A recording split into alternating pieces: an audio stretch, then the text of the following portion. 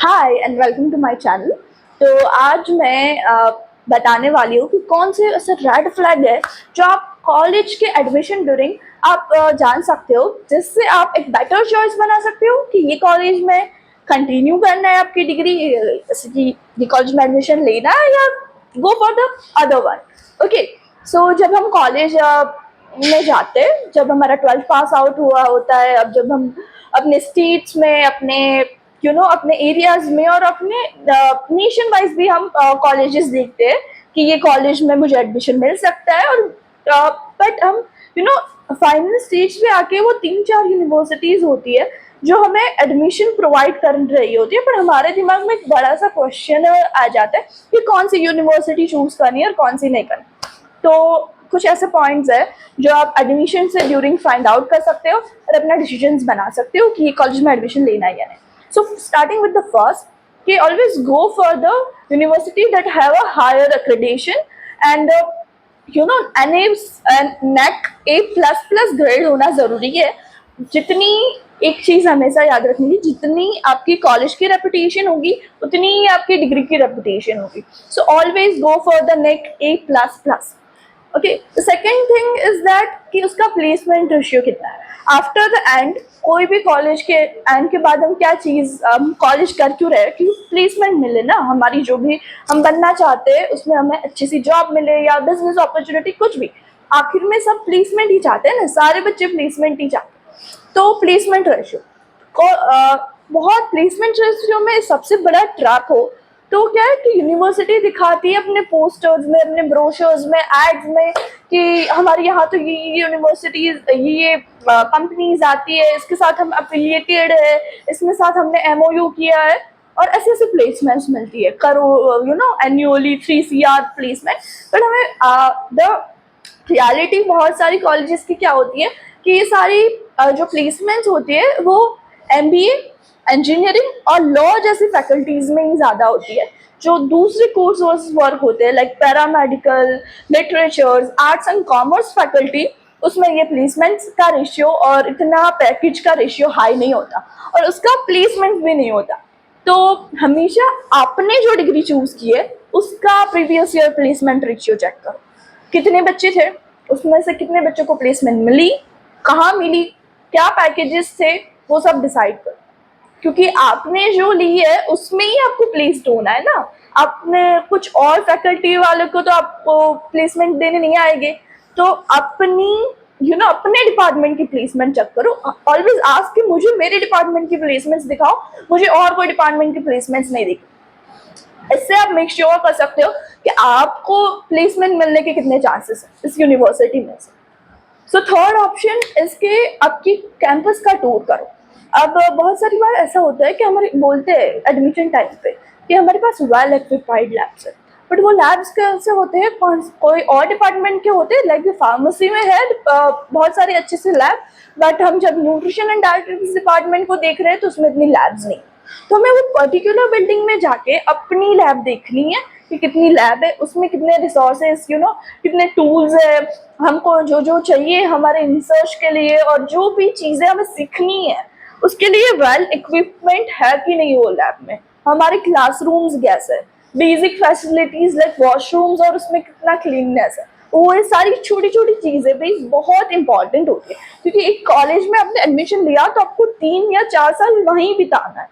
तो ये सारी चीज़ें ऑल ओवर मैटर करती है। तो अपना कैंपस टूर करो और कैंपस टूर के बाद ही डिसाइड करो इसमें एडमिशन लेना है या नहीं।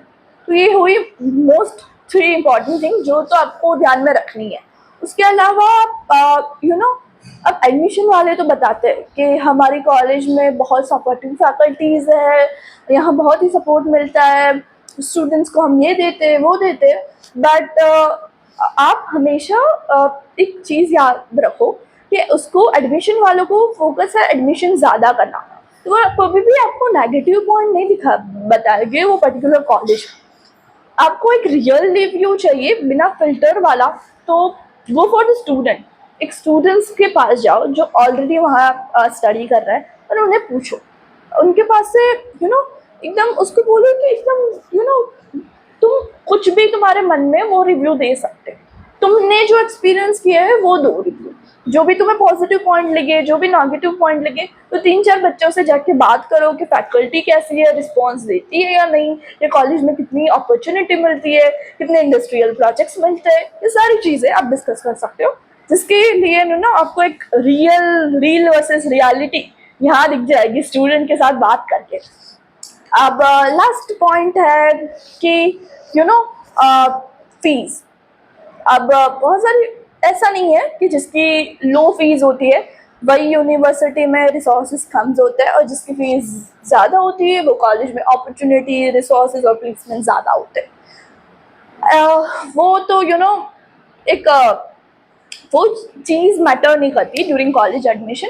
ऑफ कोर्स प्राइवेट यूनिवर्सिटीज़ के ज़्यादा होगी फीस और गवर्नमेंट यूनिवर्सिटीज़ के कम होते हैं, बट कॉलेज फीस में एक और जो भी चार्जेस होते हैं उसमें ट्रांसपेरेंसी होनी चाहिए। वो तुम्हें एडमिशन के टाइम पे ही बता देना चाहिए कि ऑल ओवर अमाउंट है यही है, उसके आगे फिर कोई एक्स्ट्रा चार्जेस और वो सब लगा के पता चला कि आपकी फीस के 30% पैसे वो ज़्यादा मांग रहे आफ्टर द एडमिशन। वो बोल रहे कि ये चार्जेस थे, बट उन्होंने बताया नहीं तब, लाइब्रेरी चार्ज, स्पोर्ट्स चार्ज। तो मेक श्योर कि जितने भी चार्जेस हो आप वो एडमिशन के ड्यूरिंग ही पता लगा लो, क्यों आपको एक बजट पता चले। हर बच्चा जो कोई भी कोर्स कर रहा है उसके पास एक बजट होता है, अपने अपने बजट और अपनी वो फाइनेंशियल कंडीशन के ड्यूरिंग ही हम वो हमारा पर्टिकुलर कोर्स डिज़ाइन करते हैं।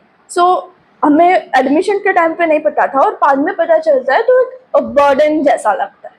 तो मेक श्योर करो कि हमें एडमिशन के टाइम पे ये सारी चीज़ें पता। तो ये कुछ पॉइंट्स थे जो बहुत ही बेसिक हैं, बट बहुत सारे बच्चे ना जब एडमिशन लेने जाते हैं तो वो कॉलेज के बिल्डिंग्स और ये सब देख के फैसिनेट हो जाते हैं, फिर अंदर क्या है, उसकी फैकल्टी कितनी एक्सपीरियंस है, कितनी एजुकेटेड है, उसमें कितनी पीएचडी, किन्होंने पीएचडी कर रखी है, कितनों ने यूजीसी नेट क्वालिफाई की, तो या तो सिर्फ वो मास्टर्स करके भी पढ़ाने में शुरू कर दी। बहुत सारे कॉलेजेस में ये होता है। तो ऑलवेज गो फॉर द हमें जानना है कि फैकल्टी का भी एजुकेशन लेवल क्या है, उसका भी क्या एक्सपीरियंस है। तो ये सारी चीज़ें हमें ध्यान रखनी है। एडमिशन के टाइम पे आप सीधा ही पूछ सकते हो जो आपको एडमिशन काउंसिलर है उसको, और उसके बाद ही एक फाइनल डिसीजंस पे आओ कि ये कॉलेज हमें चूज़ करना है या नहीं करना, क्योंकि college either make your career और आइदर आपको वो स्किल्स और वो प्रोवाइड नहीं करेगा, और बाद में आपके वो पेरेंट्स के मनी होगा, उतने टाइम होगा, आपको फील होगा लास्ट ऑफ द हैंड कि डिग्री तो मिल गई पर वो स्किल्स नहीं मिली, वो हमारा टाइम वेस्ट हुआ, मेरे पापा का मनी भी वेस्ट हुआ, तो ये सेटिस्फेक्शन नहीं मिलता लास्ट में एंड में जाके। सो ये सारे पॉइंट पहले ही मेक श्योर कर लो तो आपकी कॉलेज ईयर अच्छे से जाए। Thank you, that's it, and hope you like this video, so please subscribe, like and share. Bye.